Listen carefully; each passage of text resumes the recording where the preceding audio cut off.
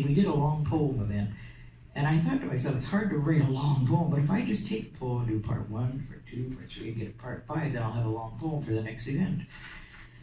Now, to the heart of the matter, we have open mic people here, and we are blessed, truly blessed today, to have someone from south of the border up here in our northern cold.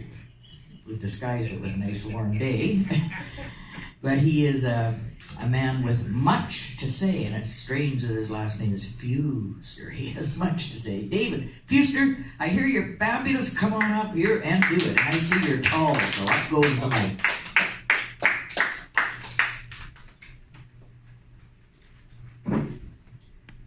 Thanks. Yeah, I'm glad I found out about this place thanks to Facebook and meeting folks and stuff like that. Because I always love to find a new place to read because I can read really old poems and nobody will know.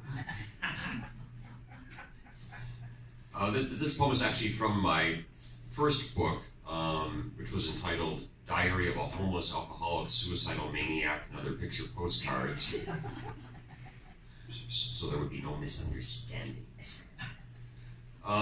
It's a poem that's set in Tacoma, Washington, where I'm from, but it's set in an institution that's common to all the great cities, so maybe there would be some sort of universality to it. Who knows?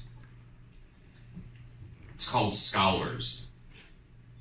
The great library of Alexandria never revoked your card for not returning that Bobby Darin tape in 1996, the one that got shredded by your $19.95 Fred Meyer cassette player just as the final "Mackey's back in town" went swinging to its final climax.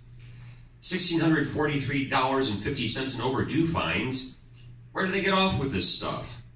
No, in Alexandria, the Vestal virgins of knowledge would bear figs in earthenware cups of medium priced Merlot to the thirsty supplicants at the altar of worldly wisdom, a land where overdue fines were unheard of, as well as tipping.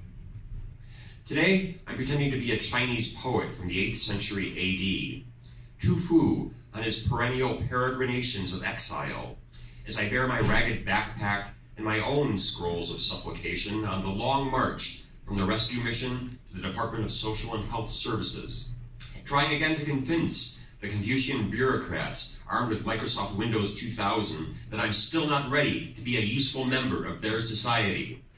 Joining the other coolies in our banshee wail, but our check was supposed to be here yesterday. A clear autumn day.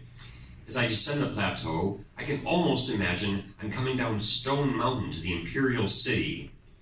The effect is somewhat spoiled by the toxic smog spewing from the smokestacks of the tide flats. Even squinting really hard cannot transform them to ornate palaces shrouded in mist. So I hurry to my refuge, the Tacoma Public Library.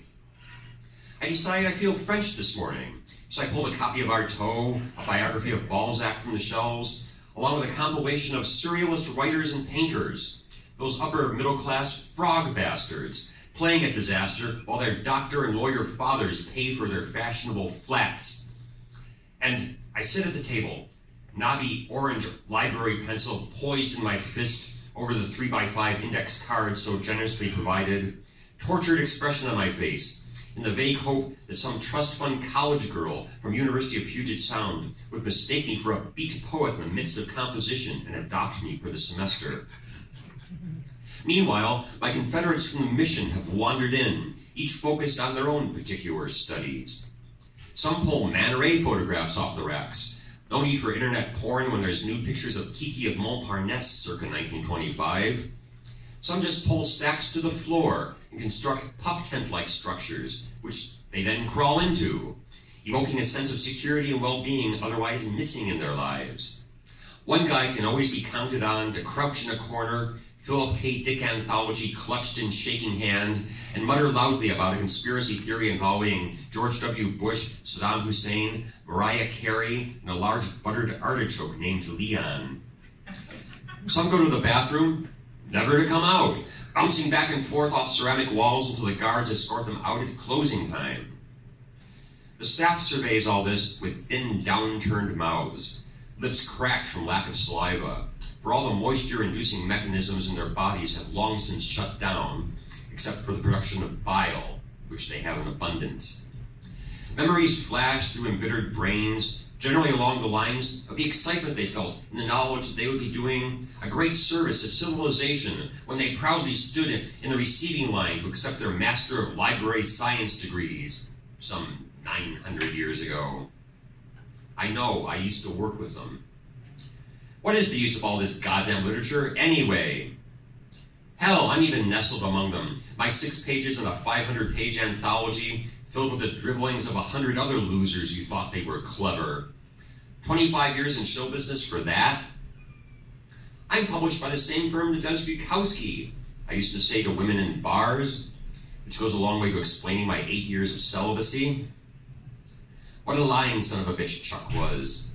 And surveying the scene, I think maybe the Visigoths had it right when they put the entire shithouse up in flames 2,000 years ago. After all, we'll still always have Wikipedia. All right, thank you. That's the phone.